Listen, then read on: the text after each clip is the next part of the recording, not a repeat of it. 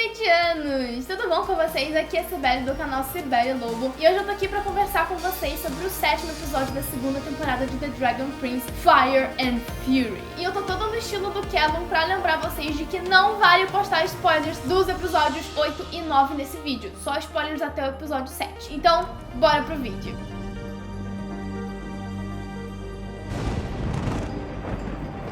Esse episódio, eu preciso confessar que eu fiquei meio decepcionada com esse episódio. Eu vou mandar real, eu não gostei, fiquei pé da vida. Na verdade, não é nem que eu não gostei do episódio, eu não gostei especificamente da parte do Soren no episódio. E eu vou explicar. Na primeira temporada, o Soren teve bem pouco desenvolvimento e ele era basicamente o alívio cômico da série. E tava tudo bem, era a primeira temporada, tinha muita coisa pra gente ser introduzido, muito personagem pra introduzir, muito sistema de magia pra introduzir, muita construção de mundo pra introduzir.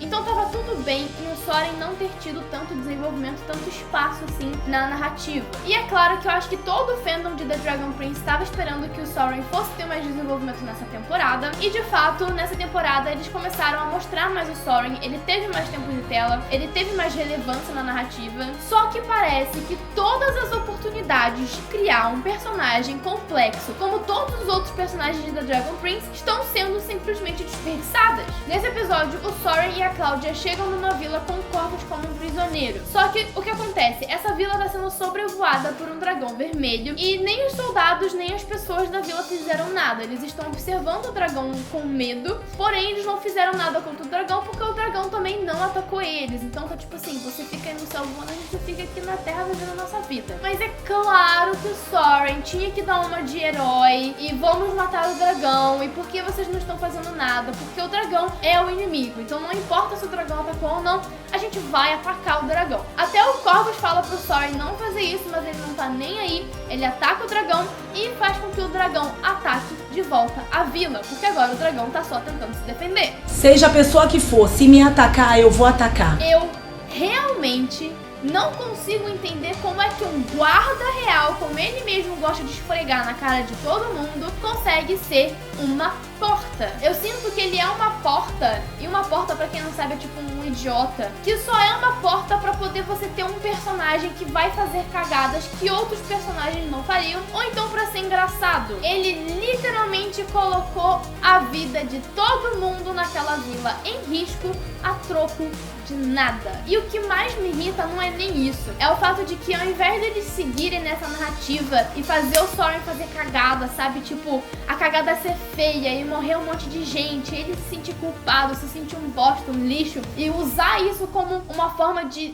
transformar o personagem, de evoluir o personagem, de desenvolver o personagem. Não, eles fazem a Cláudia ter uma solução mágica do nada que vai resolver tudo, e aí o Soren não precisa se preocupar com nada, porque a Cláudia tá ali pra resolver todos os problemas dele. Então você tem ali um breve momento em que o Soren fica, eu ferrei com tudo, eu não devia ter feito isso, porém qualquer evolução que o Soren poderia ter tido a partir daquele momento é cortado pela intervenção mágica da Cláudia. E eu queria deixar claro que eu não tô culpando a Cláudia, eu gosto do desenvolvimento dela na série, mas eu acho que os roteiristas estão utilizando ela muito mal quando fazem ela atrapalhar o desenvolvimento do Soren, porque o Soren é um personagem que deveria ser muito melhor do que ele é. Enquanto isso tá acontecendo, vira em volta da reunião da Pentarquia, todo pra baixo, porque ele não conseguiu convencer os outros reinos a atacarem Xadia, e ele finalmente sofre uma consequência, graças a Deus. Apesar de eu ainda ter ficado muito irritada, porque a mulher, que eu sempre esqueço o nome dela, eu sempre esqueço o nome daquela personagem, me desculpa, mas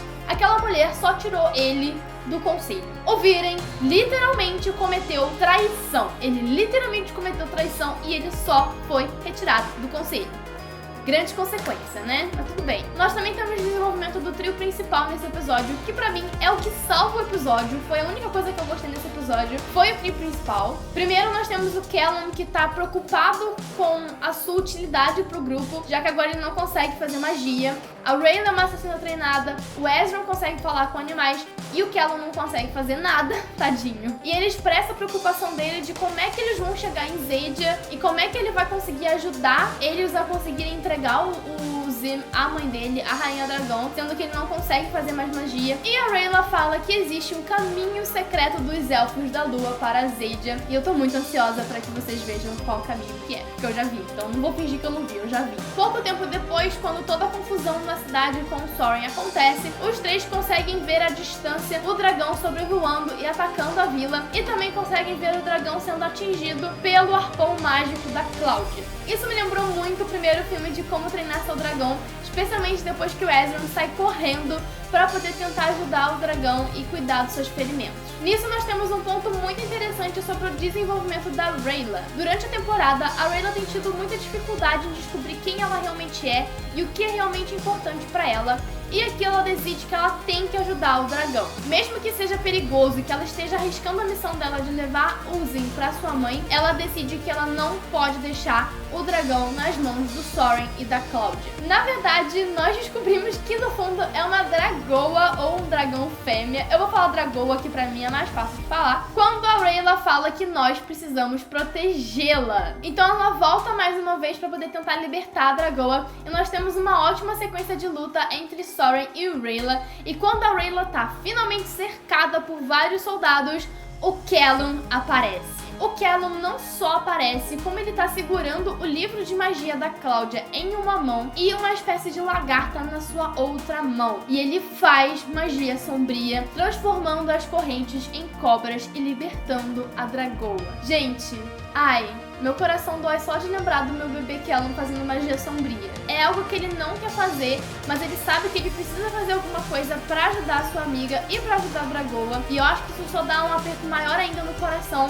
da gente ver que ele seria capaz até mesmo de sacrificar a sua moral, já que ele não acha correto fazer magia sombria, ele não quer fazer magia sombria, só pra salvar a sua amiga, só pra salvar a Rayla e pra fazer o que é certo. E, enfim, ele desmaia depois. E nossa, gente, eu quero colocar o Callum num potinho. Eu amo o Callum, eu sou apaixonada por esse personagem, gente, é sério. E além disso, eu queria dizer nesse vídeo que eu não sou a favor da magia sombria, hashtag salve os animais, hashtag magia vegan. E aí o Soren encurrala a Rayla novamente e ai, gente, ai, meu Deus do céu, Soren. Ele literalmente fala que a dragoa é um monstro que queimou uma cidade cheia de inocentes em tom de deboche ainda. E meu querido, quem colocou em risco a vida de vários inocentes foi você, não foi a dragoa. Meu Deus do céu, tem horas que eu não aguento Soren. Eu não aguento. O Soren então é pego de surpresa pelo fato da dragoa ainda estar viva. Ele luta contra ela e ela joga ele contra uma rocha. E eu tenho quase certeza que vocês ouviram o mesmo barulho que eu ouvi, o barulho de ossos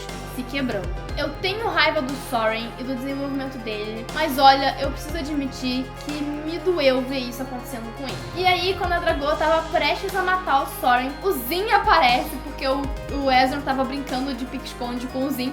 Então o Zim aparece, a dragoa cheira o Zim e depois vai embora. E eu tô me perguntando aqui se talvez ela não foi contar pra Rainha Dragão que o filho dela tá vivo e tá com os humanos ainda por cima. Como se o episódio já não tivesse pesado o suficiente, a Cláudia vê isso como uma oportunidade de pegar o Zim pra levar o Zim de volta pra Catelyn e começa a utilizar magia sombria contra o Ezra. Quando o Soren pede ajuda pra ela, ela hesita, mas no final ela acaba escolhendo ajudar o irmão. E aí nós temos a confirmação verbal do que já dava pra saber no momento do choque contra a pedra, que é de que o Soren não consegue se mover, ele não consegue mais sentir o seu corpo, ele quebrou a espinha. E pra finalizar, na última cena do episódio, porque esse episódio não dá nenhum descanso, o Viren resolve fazer aquele ritual doido lá e confiar na pessoa misteriosa do espelho, e nós descobrimos que aquele esquema todo era pra que eles pudessem se comunicar através de uma lagartazinha, e nós ouvimos a primeira vez a voz do Sr. Aravos dizendo: How may I serve you? Ou em português, como posso lhe servir? Ai, como eu quero ser servida pelo Aravos. E já que eu tô reclamando bastante nesse vídeo, deixa eu reclamar de mais uma coisa aqui, que é o marketing de The Dragon Prince, que postou uma foto com o perfil do Aravos antes da temporada sair. Só que, gente, essa é simplesmente a maior revelação da temporada. Ele literalmente só fala o nome dele no penúltimo episódio da temporada e a Netflix deu spoiler em tudo quanto é lugar sobre quem era o Aravos. Ô Netflix, para de dar spoiler da própria animação, cara! A equipe de marketing de The Dragon Prince, por favor, apenas pare de dar spoiler. Eu realmente queria muito que vocês aí de casa... Nossa, me senti muito que apresentadora de televisão agora. Mas sério, eu realmente queria que vocês tivessem a mesma experiência que nós, da equipe do Mundo Avatar, tivemos quando a gente assistiu os episódios. Quando a gente começou a assistir a temporada, a gente ficou surtando a cada episódio por causa da pessoa misteriosa no espelho, porque a gente não sabia que era o Aravos. A gente só foi descobrir que aquela pessoa era o Aravos no 8º episódio da temporada. Então foi tipo, meu Deus do céu, a gente surtou com isso, e dar spoiler disso acaba com todo o mistério, sabe? Como que é uma temporada que é lançada toda de uma vez só, o mistério do Aravos é uma coisa que te dá muita vontade de continuar assistindo. E o próprio marketing da Netflix estragou o mistério do Aravos. Tipo, colocaram no Instagram, colocaram no site de The Dragon Prince e colocaram ele no trailer. Então, eu não gostei, tô chateadíssima. E é isso. Essa foi a review do episódio de hoje. Minha bateria tá acabando, tô precisando ser rápida. Não esquece de comentar aqui embaixo qual foi a sua parte favorita do episódio, se você concorda comigo nas minhas reclamações ou não. Também não se esquece de curtir o vídeo, se inscrever no canal e clicar no sininho pra ativar as notificações. E é isso, eu vou terminar esse vídeo por aqui porque minha bateria tá muito acabando. Eu espero que vocês tenham gostado desse vídeo. Eu espero vocês no próximo vídeo. Um beijão e tchau!